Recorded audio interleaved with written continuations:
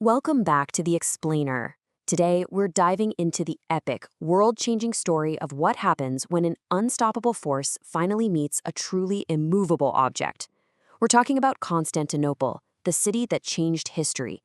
A city so wealthy, so powerful, and just so perfectly placed on the map that for more than 1,000 years, basically every emperor, king, and invading army dreamed of controlling it.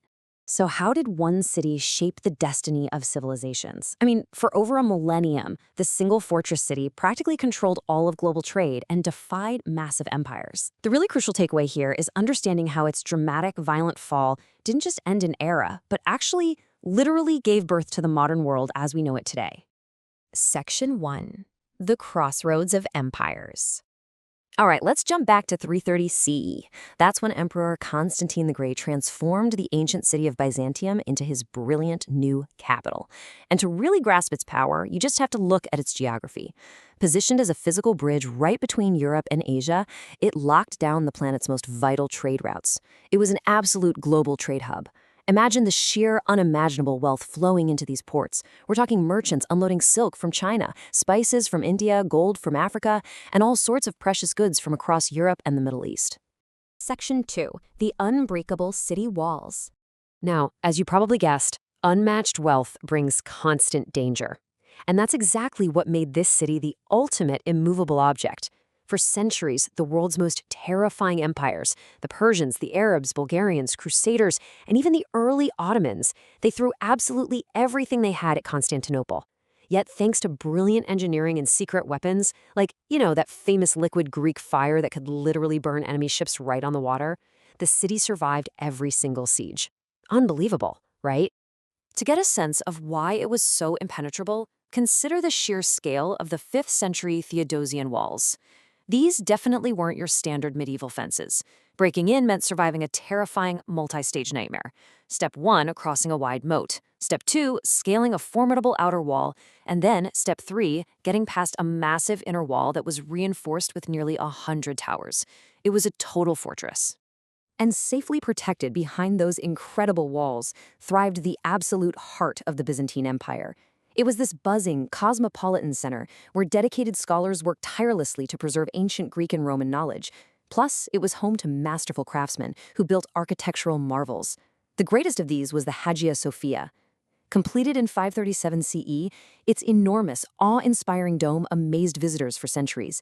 It really was the ultimate symbol of the empire's wealth and power. Section 3. Rise of the Ottomans. Okay, fast forward to the 15th century. By this point, Byzantine territory had severely shrunk, and right outside those legendary walls, a fierce new challenger was rising. 19. That staggering number represents the age of Sultan Mehmed II when he ascended to the Ottoman throne. And despite being so young, he brought this laser-focused obsession to the table. He was going to capture the unconquerable city and completely dominate global trade, no matter what. Mehmed totally knew past rulers had failed, so he changed the game. He brought disruptive, revolutionary military technology to the battlefield. He commissioned these massive bronze cannons, some so unimaginably heavy that they required dozens of oxen just to move them. These devastating bombards were engineered with one specific purpose in mind: to completely shatter those 1,000-year-old Theodosian walls. But here's the thing, Mehmed wasn't just relying on brute firepower. He was a strategic genius. See, the Byzantines had cleverly pulled this giant chain across the water of the Golden Horn to block the Ottoman navy from entering the harbor. So what did Mehmed do? He executed one of the most audacious, mind-bending military maneuvers in medieval history. He literally ordered his men to drag his warships across dry land just to bypass the chain. It sounds completely impossible, but it actually worked. Section 4. The Siege of 1453. The tension finally exploded on May 29, 1453. After 2 grueling months of relentless cannon fire, consider these incredibly desperate odds. On one side, you have a tiny force of just 7,000 to 8,000 Byzantine defenders and foreign volunteers. On the other side, a massive, technologically advanced Ottoman war machine just crashing through the breaches against a vastly outnumbered force making their absolute last stand. The fighting was just incredibly fierce.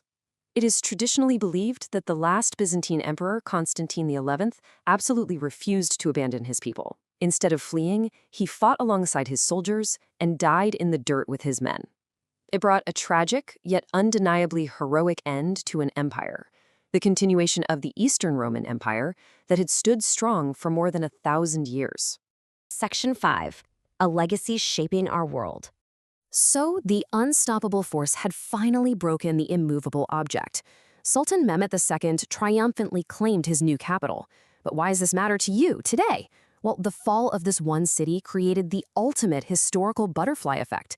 Because the Ottomans now controlled this vital crossroads, European kingdoms were suddenly blocked from their traditional trade paths to Asia.